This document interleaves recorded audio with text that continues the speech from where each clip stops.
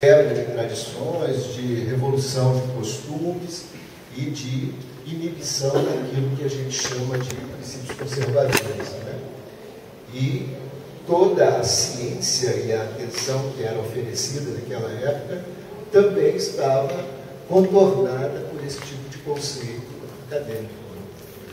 E tudo, quando eles encontravam os amigos que eram mais qualificados, eles eram psicanalistas, e eles falavam: ó, isso aí é vocês que são pais assim, ou pais assado, e que ofereceram esses espaços reduzidos para que eles pudessem se manifestar, e eles estão manifestando dessa forma explosiva e tentando procurar causas o tempo todo, né? E sem propostas práticas, embora com explicações maravilhosas, né? E esse casal descobriu que a explicação não resolve o problema, né? Que resolve o problema, e em última instância, através da prática que eles incentaram começar, que era conversar com os pais dos amigos das filhas. E eles descobriram que os filhos realmente eles eram muito bem articulados entre eles e conseguiam ludibriar os pais que eram muito desarticulados entre eles. Então a proposta de articular pais para fazer uma frente de enfrentamento destas situações indesejáveis e inadequadas, né, se mostrou muito interessante e o fizeram de uma forma americana. Vamos começar a conversar lá que a gente toma um chá aqui no final do dia. E os pais, os amigos das filhas começaram a se reunir na casa desse casal, e dessas conversas eles chegaram a 10 possíveis causas dos problemas que eles estavam vivendo. Teria a ver com essa cultura contemporânea daquela época, de contestação, de rompimento de valores mais conservadores, de novas invenções de modos de relacionamento, né? Tinha a ver também com alguma coisa de romper também com essa situação que era bastante comum, de uma tradição europeia, de filhos seguirem a profissão dos pais, e a gente se espelhar muito nos filhos, para os filhos resolverem e vencerem e terem uma existência meio que em continuidade, né? Tem famílias de advogados, famílias de médicos, famílias de engenheiros, né? O que estava acontecendo é que você tinha família de engenheiro até chegar naquele determinado filho e ele virou hippie, ou ele se entregou às drogas, ou ele se entregou ao álcool, interrompeu os estudos, está inventando um outro modo de vida, e os pais ficavam confusos, sem saber o que está acontecendo. Como é que eu vou fazer isso? Ninguém me ensinou como é que era isso. Não é? E eles começaram a conversar entre si. E começaram a descobriram que o problema não é a forma da gente conversar que estava apresentando problemas. É o modo da gente se comportar e fazer com que os problemas emergissem. Então, conversar não resolve. Nós temos é que nos comportar de forma diversa, tentando influenciar o comportamento do outro. Uma outra ideia que descobriram também é que muitas vezes eles estavam tolerantes a determinados comportamentos, inclusive em si mesmos, e por conta disso carregavam uma culpa muito grande quando tentavam inibir alguma liberalidade no comportamento dos filhos. Então, as questões relacionadas à disciplina, as questões relacionadas à tomada de atitude, as questões relacionadas à compreensão de um tal sentimento de culpa que muitas vezes nos aprisionava diante daquilo que estava acontecendo, era fundamental para que esse enfrentamento que se faria a este comportamento que nos desafiava fosse pelo menos responsável. O que a gente conseguia depreender de tudo isso é que no afã de tentar resolver o problema, nós nos comportávamos de modo irracional. A gente ficava falando rasgado, a gente ficava mais maluco do maluco que o mais maluco dos nossos filhos. Nós fazíamos maluquices. Né? Eu cheguei aí na boca a pagar aluguel de arma de assalto frustrado. Isso é uma coisa impossível da gente imaginar, que quando filho nasceu, você viu no berço, você não teria que fazer uma profecia que pudesse prever esse tipo de comportamento, ou esse tipo de resposta na relação sua com seu filho. Que eu um dia me estaria motivado o suficiente para ir numa boca de fundo pagar um aluguel de arma. Não foi para isso que eu pus filho no mundo. Eu não pedi para nascer, pai. Eu também não pedi para ter filhos estupidez que nem eu sei, entendeu? Eu queria um trenzinho melhor, né? Departamento de escola também, que o boletim não fosse tipo telefone de hospital, né? 221100, né? Não precisa ser assim. Tem que ser, a conversa tem que ser pelo menos medíocre do que tem sido. Você aprende pelo menos a falar.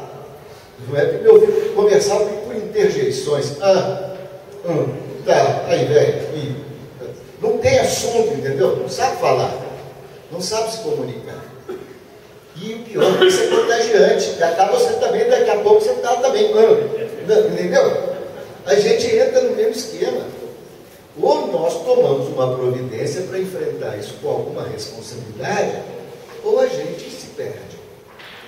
E com essa história de se reunirem e contar essas possíveis causas, eles começaram a se reunir com frequência com os pais e começaram a se articular para cooperativamente se unirem para fazer frente àquilo que acontecia. Então, algumas situações muito interessantes foram citadas no livro que eles escreveram, chamado Tough Love Solutions, que foi traduzido e meio que compilado nessa tradução pelo Padre Haroldo e uma equipe lá de São Paulo, lá de Campinas, da Fazenda do Senhor Jesus, né? Eles fizeram uma tradução deste livro com o nome Amor Exigente, tudo junto. Né? Eu vou deixar algum material aqui, no material que tem aqui vai ter Amor Exigente com hífen. Isso aí já é uma abrasileiração, né? desse modo de lidar com o nome. Né? Porque o nome Tough Love tem traduções bastante esquisitas na nossa compreensão. Mesmo para nós é estranho falar em amor exigente, é algo que fica assim meio distante da nossa conversa do dia a dia. Não é? E como é que foi parar isso na mão do Padre Haroldo? O Padre Haroldo diz ele que ele tem uma vantagem muito grande, porque ele fala uma língua que no mundo todo mundo fala. Né? Então, assim, e ele recebeu esse livro em inglês, e ele, por ter nascido nos Estados Unidos, ele sabia bem inglês. Então fica fácil ele saber o que estão fazendo. E ele tinha problemas quando ele já tinha nessa época, aqui no Brasil, ele veio para cá em 64. O Padre Haroldo é um jesuíta, né? E que desde 64 está no Brasil com a missão de lidar com alcoólatras e drogados. Né? Quando ele chegou aqui, ele se instalou aonde? Onde você tem mais alcoólatra e drogado na cidade? Na zona. Ele foi para a zona. Ele fala, eu sou um padre que para começar a minha missão aqui no Brasil, eu fui para a zona e foi lá que eu encontrei o material que precisava da minha ajuda. E desse trabalho que começou em 64, hoje ele tem a tal fazenda, e ele já tinha alguns espaços que ele ocupava, recebendo essas pessoas, tentando oferecer-lhes algum tipo de tratamento.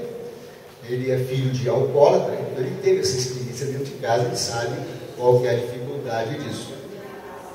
E havia uma constante, essa história dele, no caso, na fazenda, que vinha, as mães traziam os filhos a fim de tratar, né? Pega o filho, vem assim, ele está a fim de tratar, ele veio aqui para tratar, né? Aí vai para a fazenda e tal, fica lá os tais 6 meses, 9 meses, que é o estipulado, e aí eles aprendem a viver, a ficarem uma existência mais sóbria, mais limpa, não é? E voltam para casa e daqui a 6 meses está a mãe trazendo de novo ele para poder tratar. Voluntariamente. Isso estava ficando muito difícil, então ele começou a entender que talvez o problema não fosse o tratamento dele que era muito. Talvez o problema fosse que em casa não havia um ambiente adequado para receber esse filho que foi submetido a um tratamento. E este livro que ele leu, pela compreensão dele, oferecia uma resposta adequada a essa dificuldade que foi percebida. Um grupo de pessoas que eram mães de pessoas que estavam, pais que estavam, de pessoas que estavam recebendo serviços lá, pessoas das pastorais da qual ele fazia parte, não é? Ele pertencia a uma entidade vinculada à igreja que fazia esse tipo de atenção também. Então essas pessoas se reuniram e sistematizaram um modelo abrasileirado, né, disso que era descrito no livro, né, e que preservava os 10 princípios, as 10 causas possíveis que foram encontradas nas discussões na família, tá? Com mais 2 para explicar um pouco mais o que era amor exigente. Então, aos 10 princípios listados no texto foram acrescidos exigência, disciplina e amor como 12º princípio. Uma metodologia foi proposta, essa metodologia convida as pessoas a estudarem um princípio a cada mês. No programa americano, os 10 princípios são estudados simultaneamente. Aqui foi sistematizado de forma pedagógica. E a ideia que eles tinham de estabelecer pequenos objetivos, foi estabelecido um plano de metas para atingir o objetivo.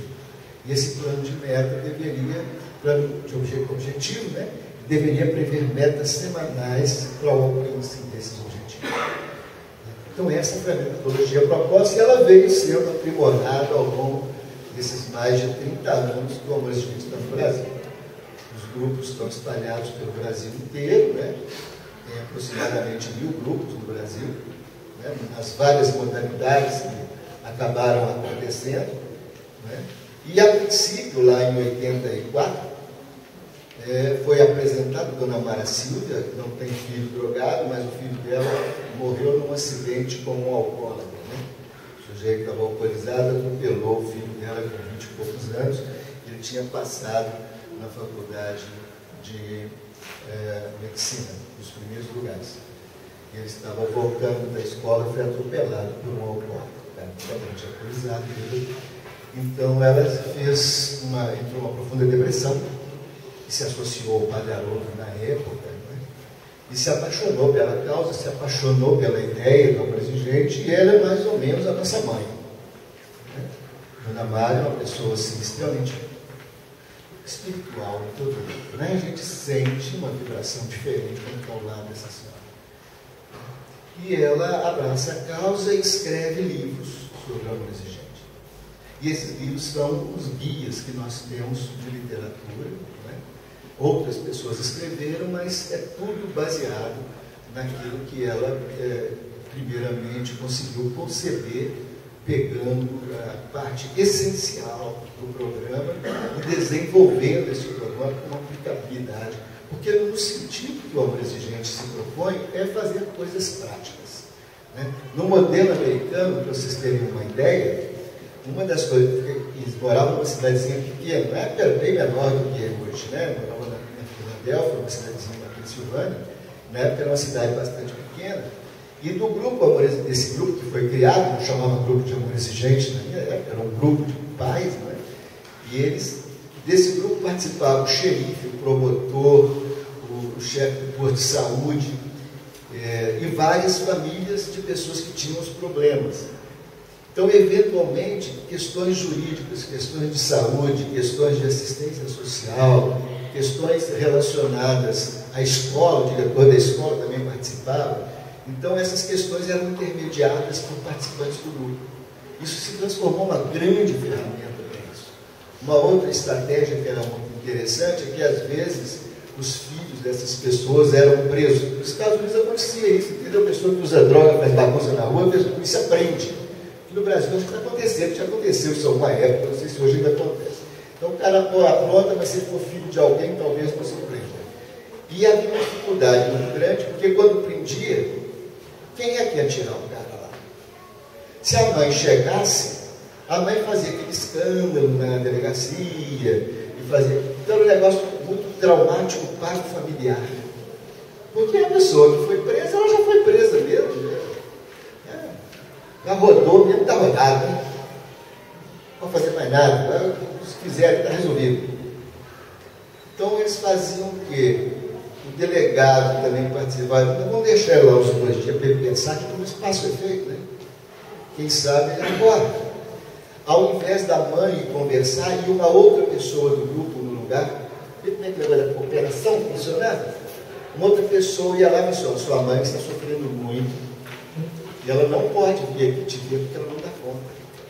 Então eu estou vindo aqui conversar com você, você fica sabendo que ela está preocupada com você, mas ela não pode fazer nada e nesse momento ela não vai fazer nada. Mas nós estamos ajudando. Ela pode ficar tranquila aqui que a gente está ajudando ela lá. Né? Aí as pessoas ficavam tranquilas na cadeia, não é? Porque é um lugar muito salubre, e lá os serviços são melhores, né? Bem melhores. E isso transformou a relação família com família.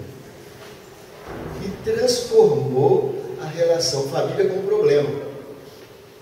Não se trata de se opor ao seu filho cruzador. Trata-se de contrapor-se a um comportamento que ele tem que eu não aceito. Isso no início dos anos, final dos 80, início dos 90, que estava disseminado, Belo Horizonte, parece que foi a segunda ou terceira cidade do Brasil que adotou esse método, esse modelo, não é? Fez um grande sucesso porque começou-se a descobrir que o sofrimento do pai e da mãe é 10 vezes pior do que o sofrimento de um usuário de droga. Nós começamos a descobrir por que muitos pais morriam de infarto, e alguns que não morrem. Né? Eu já tive 4, estou aqui ainda. Tem alguma coisa errada ou certo, né? Eu não sei, mas assim, isso acontecia. Eu já fui a alguns enterros. E os bonitinhos continuam na mesma vidinha que tinha antes. Né? Alguns até fizeram tratamento, ficaram 9 meses. Até que o pai dos pobres ficaram aqui um tempo e tal. Ganharam, foram diplomados, ganharam Bíblia bonitinho, só para poder pegar a herança da mãe. E hoje estão morando na rua, e já queimaram tudo. Porque fuma-se muito rápido o dinheiro. Né? Normalmente se for crack, né? Ou se a pessoa tiver algum hábito de cocaína, com álcool, um pouquinho de sexo para temperar, né? Então isso assim, o dinheiro não é rápido. Com essa disseminação e com esse sucesso que os grupos estavam fazendo, instituiu-se uma Federação Brasileira de Amor Exigente. Isso foi uma grande vitória, porque entendeu-se que lá em Campinas teríamos uma sede que seria capaz de gerenciar os grupos e o funcionamento dos estados do Brasil. Ele estava se disseminando para o interior de São Paulo, para o Rio Grande do Sul, para Santa Catarina, para o Paraná, no estado de Minas, muitos grupos começaram a surgir, no Rio de Janeiro também, e a proposta de expansão era inevitável. E essa Federação Brasileira de Amor Exigente conseguiu um programa de televisão na Rede Vida, começou a fazer uma maior divulgação, os grupos foram ampliando, não é? A metodologia foi se afinando de acordo com a realidade que era manifestada no comportamento no Brasil, mostrou-se diferenciada, assim como teve que ser proposto um modelo que atendesse essa diferenciação relacionada com o Brasil, não é? E, de repente, na fronteira do Brasil com o Uruguai, alguns uruguaios começaram a fazer tratamento em fazendas do Rio Grande do Sul aqui no Brasil, e os familiares começaram a participar de reuniões do Amor Exigente lá no Rio Grande do Sul. Então, nasceu a Regional Uruguai do Amor Exigente. O Uruguai tem 24 grupos de Amor Exigente hoje. Não é? E ele está lá muito antes da liberação da maconha. Muito antes. E a gente, do Amor Exigente, tem algumas informações privilegiadas de como não está dando certo esse negócio da liberação. Há um certo estrangulamento, não só do sistema de saúde, como do sistema judiciário, porque o mercado negro da venda de drogas continua funcionando normal. Você pode comprar na farmácia, mas assim, a maconha da farmácia tem no máximo 7% de THC. Brasileiros espertos vendem maconha com 14% de THC. Qual que você compraria? Existe um mercado cinza agora no Uruguai. A pessoa que é maior de 19, 18 anos, né, pode se cadastrar na farmácia para comprar o que vem empacotadinho, feito pelo Estado, pelo governo, não é? E vende para o menor, que não pode fazer isso, e com dinheiro ele compra o brasileiro que está vendendo na esquina lá. Volta e meia, eles pegam uma caminhonete cheia de maconha vinda do Brasil, que foi importada do Paraguai.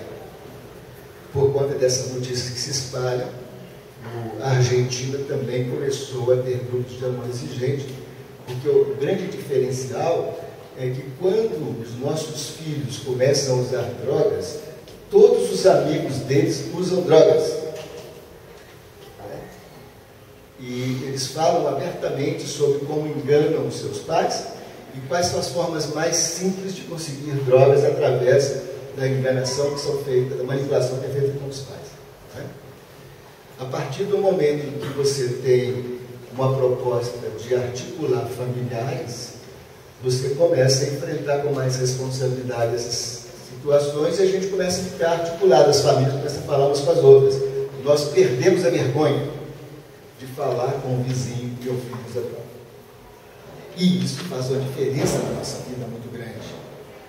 Porque a gente fica preso num casulo, né, por conta disso.